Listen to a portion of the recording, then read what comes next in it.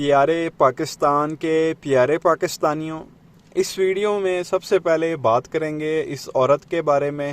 آپ سب اسے بڑی اچھی طرح سے جانتے ہیں۔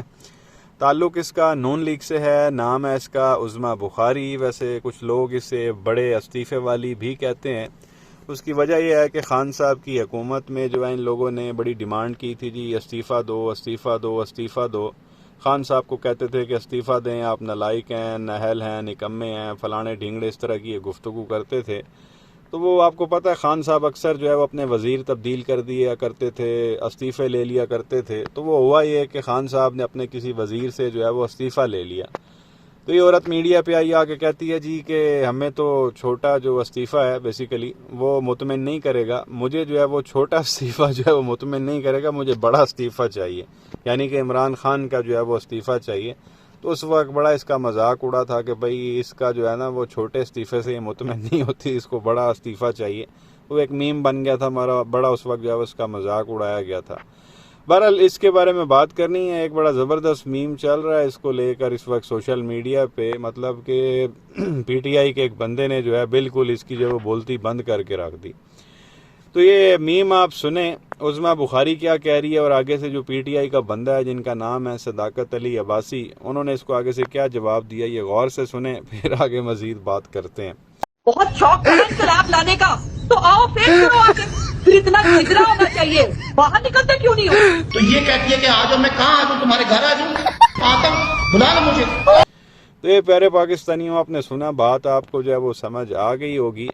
عظمیٰ بخاری جو ہے وہ بیسیکلی طنز کر رہی ہے پی ٹی آئی کے لوگوں پہ، ان کو کہہ رہی ہے کہ نکلو نہ باہر۔ اس پروگرام میں پی ٹی آئی کے جو ہے وہ صداقت علی عباسی آئے ہوئے تھے، اس کو سنا رہی تھی کہ نکلو نہ باہر، اتنا جو ہے وہ جگرا ہے تم لوگوں میں، کدھر گیا تم لوگوں کا انقلاب، فیس کرو نا، جگرا پیدا کرو نا، آؤ نا۔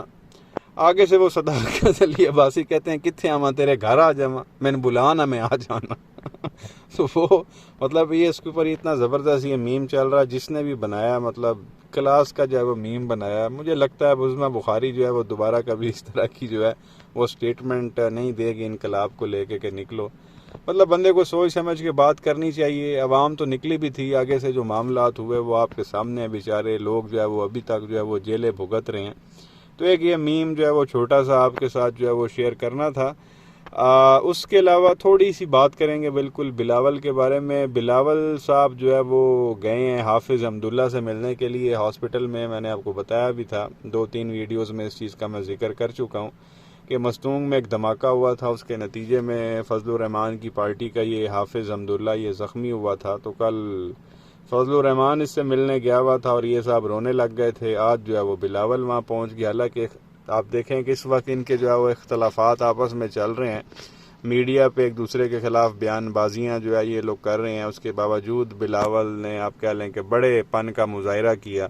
یا پھر یہ بھی ہو سکتا ہے کہ اندر سے ایک جیسا ہی ہو، صرف عوام کو بتانے کے لیے میڈیا پہ جو ہے ایک دوسرے کو گالیاں نکال رہے ہیں، کیونکہ ابھی انہوں نے 16 مہینے کی حکومت اکٹھی کی ہے اور ابھی اچانک سے جو ہے وہ ایک دوسرے کے اوپر ان لوگوں نے تیر برسانا شروع کر دیے۔ تو ہو بھی سکتا ہے صرف عوام کو دکھانے کے لیے ڈرامے کر رہے ہیں، اندر سے ہکو جائی ہونے۔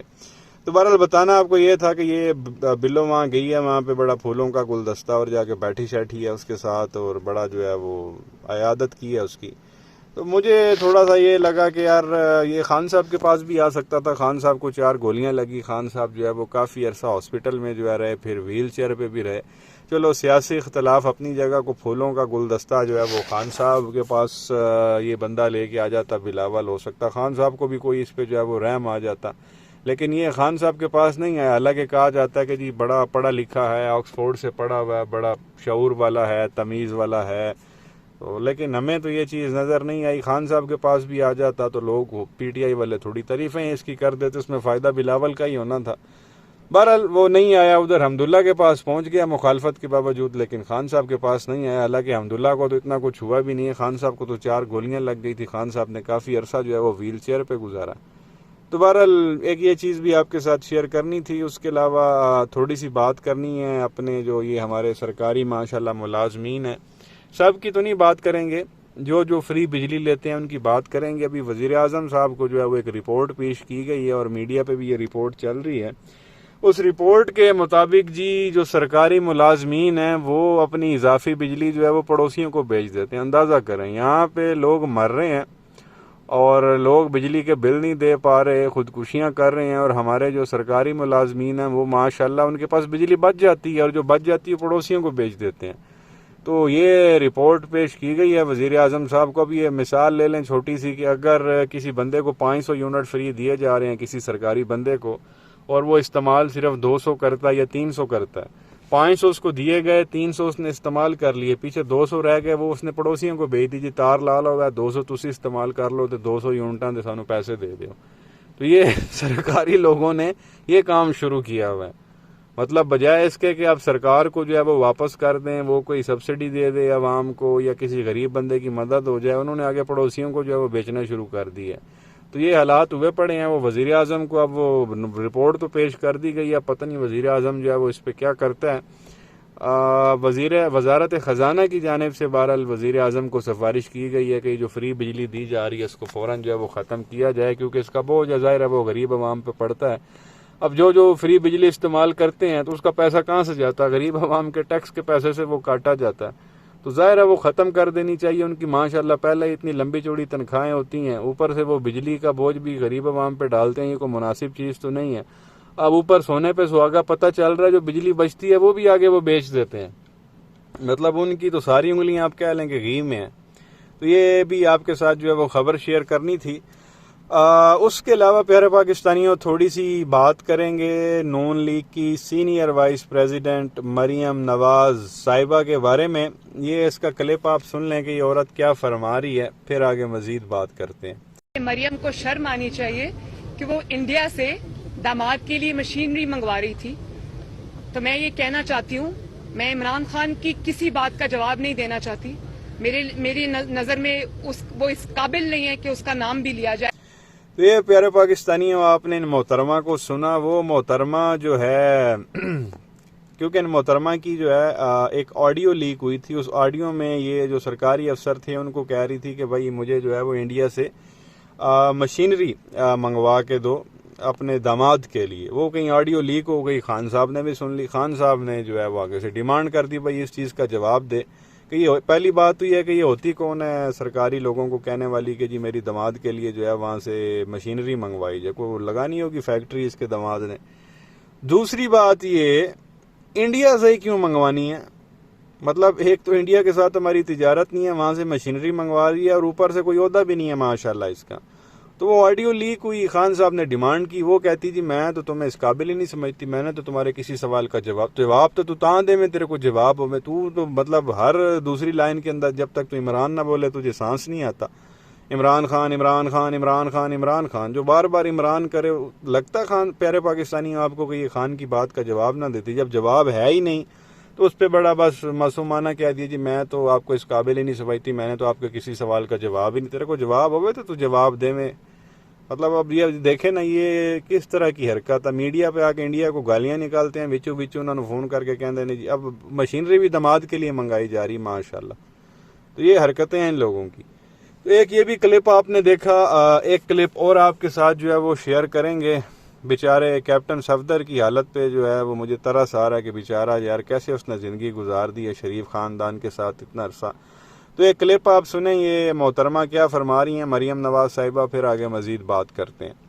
میرے اوپر میرا بہت طاقتور ماشاءاللہ باپ ہے, میرے ساتھ میرے لوگ کھڑے ہیں, لیکن مجھے بھی اس ہیرسمنٹ کا سامنا کرنا پڑتا ہے. کیسے؟